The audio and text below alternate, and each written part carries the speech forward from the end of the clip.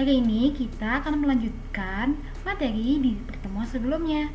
Ya, materi hari ini adalah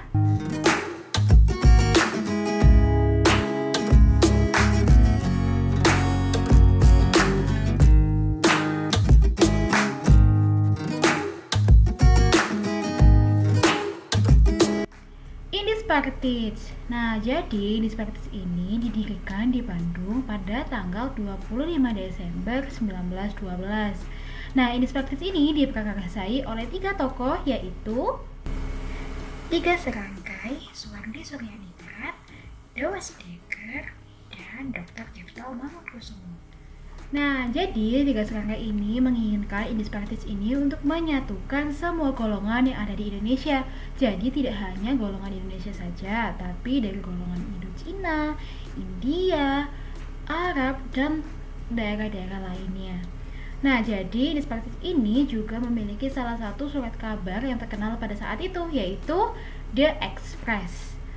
Nah, jadi di Express ini ada salah satu semboyan dari Indispartage yang sangat terkenal, yaitu Initialos Van Holland dan Indi voor Indiërs, di mana artinya berarti Indonesia bebas dari Belanda dan Hindia untuk orang Hindia. Nah, selain itu, kan Indispartage ini merupakan organisasi yang kooperatif, jadi mereka moderat dan kooperatif dengan kolonial Belanda.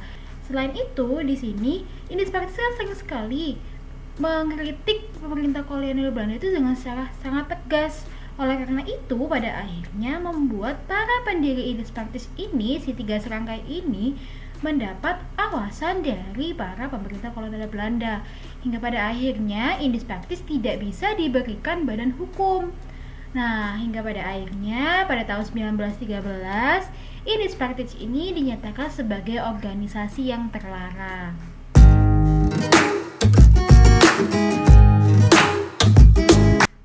Nah, selanjutnya yang kedua yaitu Gerakan Pemuda. Jadi pertama kali itu muncul yaitu Trikora-Darmo yang akhirnya nanti menjadi Jong Java. Nah, ini diprakarsai oleh R. Satiman Wiryo Sanjoyo dan kawan-kawannya di Jakarta pada tahun 1915.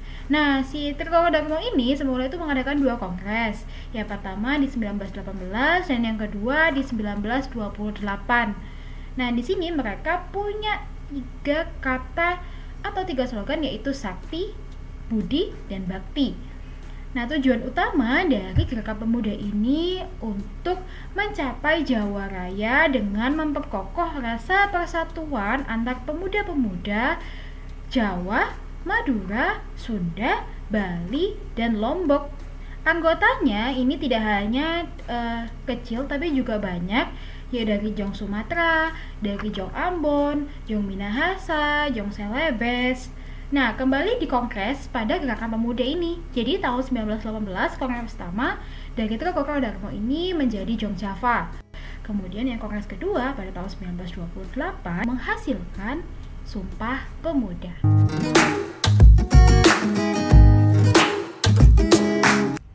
Nah, selanjutnya yang ketiga yaitu Gerakan Perempuan. Jadi Gerakan Perempuan ini diprakarsai oleh R.A. Kartini. Siapa sih yang gak kenal R.A. Kartini? Nah, dengan karya-karyanya yang sangat dikenal pada saat ini yaitu Habis Gelap Terbitlah Terang.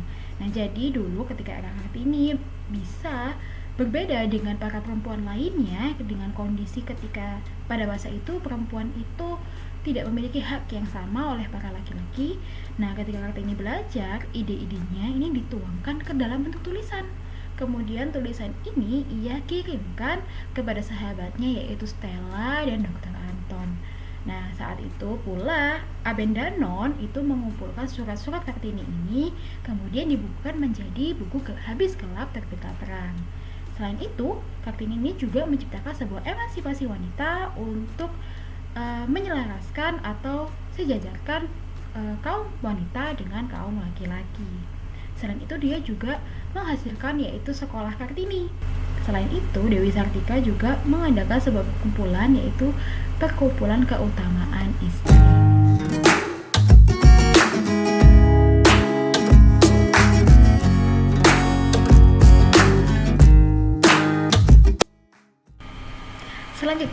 pada periode radikal, yang pertama ada Perhimpunan Indonesia atau PI.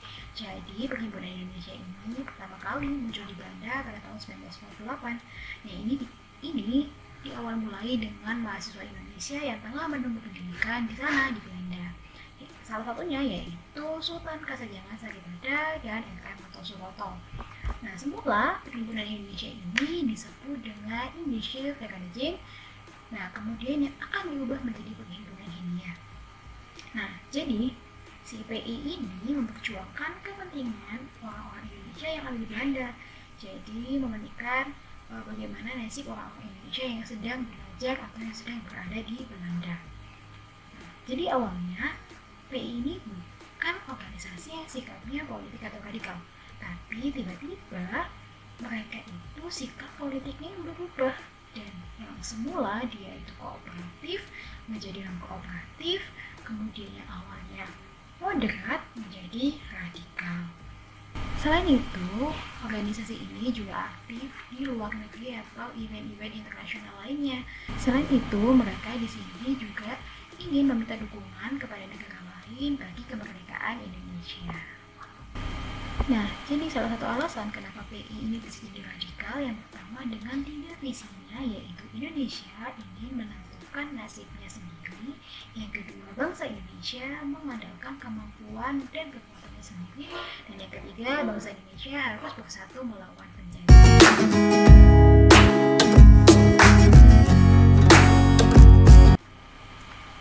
Yang kedua yaitu Partai Komunis Indonesia. Jadi paham ini pertama kali dibawa ke Indonesia pada tahun 1913 oleh Smith. Semula namanya itu bukan PKI, tapi Indische Sozial-Demokratische Vereniging atau ISDV. Nah, jadi di sini ISDV itu awalnya tidak ada yang tahu, tidak diakui di Indonesia atau tidak dilihat oleh Indonesia. Akhirnya dia mencari cara dengan cara dia itu menjalin hubungan yang baik dengan organisasi lainnya yang sudah ada. Saat itu ISDV menjalin hubungan dengan baik oleh Sarekat Islam, hingga pada akhirnya dia berhasil memasukkan kedua anggota berbakatnya, yaitu Semakun dan Darsono. Nah, jadi Semakun dan Darsono ini seringkali melakukan propaganda atau promosi mengenai ISDV atau komunis ini kepada para anggota Sarekat Islam saat itu. Nah, kemudian pada akhirnya karena dirasa Sarekat Islam ini dengan perilaku Semakun dan Darsono mengalami keanehan, maka ISDV berubah menjadi Perserikatan Komunis Hindia atau dengan Semakun ketuanya, dan menyebabkan Sarekat Islam berpecah menjadi dua, yaitu Sarekat Merah dan Sarekat Putih. Hingga pada akhirnya hal itu menyebabkan penyusutan anggota Sarekat Islam yang semulanya banyak akhirnya mengalami penyusutan karena doktrin dari Semakun dan Darsono tadi.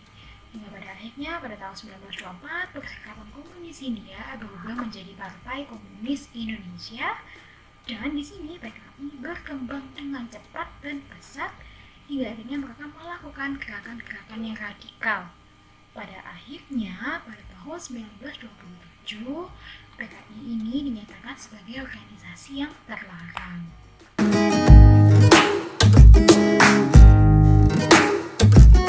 Organisasi yang ketiga yaitu Partai Nasionalis Indonesia. Jadi ini pertama kali ada di Bandung pada tahun 1925. Semula ini tuh bukan Partai Nasional Indonesia, tapi Archimedes Study Club, diprakarsai oleh I.R. Soekarno. Nah, menurut Soekarno, ideologi seperti Marxisme, Islamisme, nasionalisme itu dapat dijadikan alat pemersatu bangsa. Hingga pada akhirnya di 1927 berdirilah Perserikatan Nasional Indonesia yang diketuai oleh Soekarno. Dan akhirnya pada saat itu pemimpin dari PNI sendiri merupakan anggota bekas PI di Belanda. Selain itu, PNI ini memiliki maksud untuk menjadikan wadah para nasionalis untuk memperjuangkan negara Indonesia yang merdeka. Jadi di sini mereka punya 3 landasan atau 3 asas. Yang pertama self-help, kemudian non-kooperatif, dan yang ketiga marxisme. Nah, di sini mereka juga melakukan cara untuk memperkuat organisasinya ini. Nah, Caranya mereka itu ikut dalam kegiatan internal partai mereka seperti mendirikan sekolah, membuat kursus, kemudian membuat atau membangun bank dan lain sebagainya. Selain internal, mereka juga aktif di bidang eksternalnya seperti melakukan rapat-rapat umum. Hingga pada akhirnya di tahun 1931 mereka ini dibubarkan.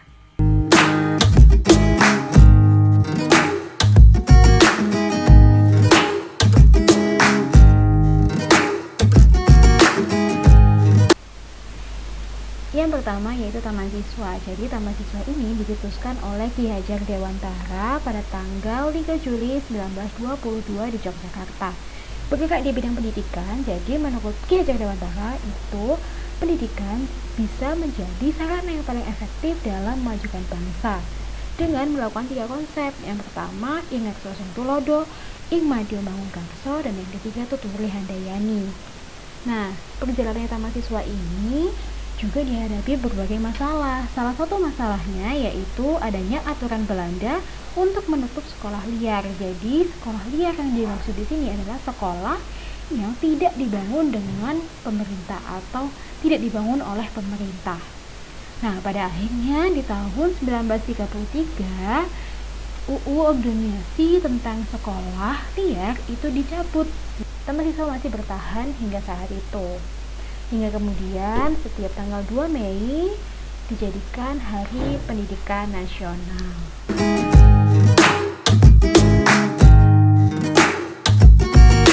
Next, yang kedua yaitu Partai Indonesia Raya atau Parindra. Jadi, sebelumnya ini tuh disebut dengan Persatuan Bangsa Indonesia atau PBI yang diprakarsai oleh Dr. Sutomo. Nah, di sini adanya keinginan untuk wadah partai besar. Jadi, yang partai-partai kecil kemudian digabungkan hingga membentuk satu partai besar. Hingga pada akhirnya terjadi kongres yang melibatkan Budi Utomo dengan PBI yang akhirnya mencetuskan atau menghasilkan Parindra ini.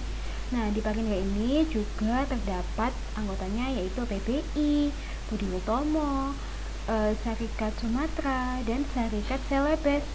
Parindra sendiri memiliki tujuan untuk mewujudkan Indonesia Raya. Nah, selain itu, Parindra juga punya sifat atau sikap yang kooperatif dan moderat. Nah, di sini Parindra juga berusaha semaksimal mungkin untuk memasukkan wakil-wakilnya ke Kostrad untuk mempengaruhi kebijakan politik dari pemerintah kolonial Belanda. Nah, selain itu, Parindra juga aktif dalam bidang ekonomi dengan basis ekonomi mereka yaitu ekonomi kerakyatan.